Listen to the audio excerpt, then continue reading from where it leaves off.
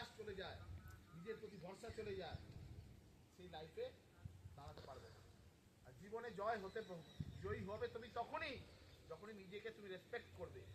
আমি একজনকে দুটো বাজে কথা বললাম, একজনকে ঠকালাম, কারোর অন্যের জিনিস চুরি করলাম, এ করলাম, বাহ কি চালাক আমি। No no no no no no, তুমি চালাক নও, তুমি বোকা।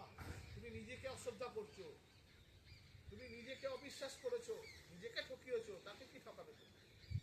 তার ভাগ্যে যা আছে সে তাই পাবে। তুমি যে নিজেকে ঠকালে বাবা। এই যে আমি তোমাদের বলি মন দিয়ে পড়াশোনা করো, মন দিয়ে পড়ো, এতক্ষণ বা এত ঘন্টা পড়ো, সন্ধ্যেবেলা এত ঘন্টা পড়ো, সামনে আর কদিন পরে মাধ্যমিক পরীক্ষা, এখন খাটবি না তো কবে খাটবি? আমার এত বলার কি দরকার আছে বলো না? এত বড় টিকটিক করার, এত বকার পেছনে এই করা। তুই বল হ্যাঁ মহারাজ আমি 6 ঘন্টা পড়ি, আর দেখা গেল তুই 2 ঘন্টা পরে শুরু করছো। তুই ভাবছো মহারাজ জানতে পারছে না? কাকে বলছো? আমি তো সব জানতে পারছি, ওটা মুখ দেখলে বলে দেবো তুমি আমায় কি বলছো না। আমার কাছে সব এরকম সিসিটিভি আছে, আমি ফোনে এরকম দেখলে সব সব মুখ দেখলে আমি বলে দেবো ও কি ভাবছে, ও কি চাইছে। কারণ তার যে গুরুদেব ভগবান শ্রী রামকৃষ্ণ স্বামীজিকে সব শুরু করতেন। প্রথম যখন গেছিলেন স্বামীজি পড়তেন কোথায় জানো? Metropolitan institution main. স্বামীজি কৃপায় আমি ওই স্কুলে আমি পড়েছি, আমি স্বামীজি পাড়াচ্ছি। স্বামীজি যেখানে জন্মেছেন আমিও সেখানেই জন্মেছি, এটা স্বামীজির কৃপা। যাই হোক, তো আমাদের ছোটোবেলা থেকে আমরা স্বামীজিকেই নায়ক করেছি। আজকের দিনে কত অনুষ্ঠান হতো তোমাদের, প্যারেড হতো, তারপর সাইক্লিংয়ের র্যালি হতো, স্বামীজিকে নিয়ে বক্তৃতা হতো, গান হতো, কত খেলা হতো, হ্যাঁ। তো অনেক অনেক ইভেন্ট হতো, আমাদের সব মনে পড়ছে তোমাদের দেখে সেই ছোটোবেলার কথা। 2-3 দিন ধরে অনুষ্ঠান না তো আমাদের ওই এরিয়াটা, এখানে স্বামীজির বাড়ি, এপারে আমার বাড়ি। আমিও মেট্রোপলিটনে পড়েছি। তারপরে তিনি স্কটিশ চার্চ কলেজে গেলেন। তখন তার মধ্যে সত্য, জীবনের সত্যটা কি এটা জানার একটা বিরাট স্পৃহা যায়। সবই তো হচ্ছে, কি যেন হচ্ছে না, তাদের তাড়িয়ে তাড়িয়ে বেড়াচ্ছে। লাইফের সত্যটা কি, ট্রুথ কি, এটা জানার জন্য তিনি ঘটনাচক্রে ঘুরে ঘুরে ঘুরে ঘুরে অনেককে প্রশ্ন করেছেন।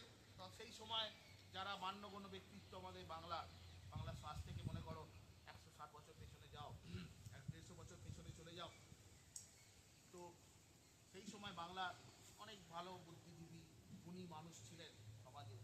তো স্বামীজি কারোর কাছ থেকে সঠিক উত্তর পাচ্ছেন, কেউ মানে কি বলবো, মন থেকে বলতে পারছে না, সাহস করে বলতে পারছে না, সত্যটাকে সত্যের মতো বলতে পারছে না।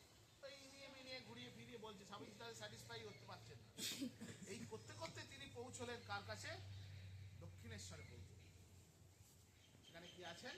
সেখানে আছেন স্বয়ং ভগবান শ্রীরামকৃষ্ণ।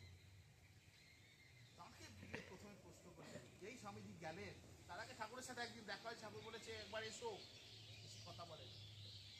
গান শুনে খুব ভালো লেগেছে ঠাকুর। একটা গানের আসরে সিমলাতেই ঠাকুর এসেছিলেন, পাশের বাড়িতে গান গাইতে গেছিলেন। ঠাকুর খুব ভালো গান করতেন। সেই গান শুনে ঠাকুর ভাবস্থ হয়ে গেল। তখন বলেন যে বাবা একবার এসো, সময় করে দক্ষিণেশ্বরে এসো। महाराज की जय, स्वामी जी महाराज की जय, स्वामी जी महाराज की नमः पार्वती पति हर हर महादेव। আগে 5 হবে তারপর 6 একটা করে হবে। এক মিনিট সময় নেই, 5 বাই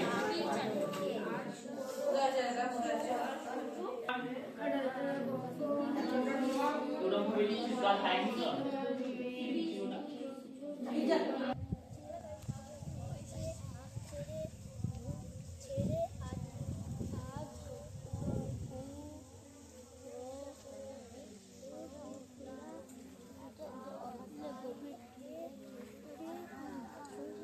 ছোট্টরা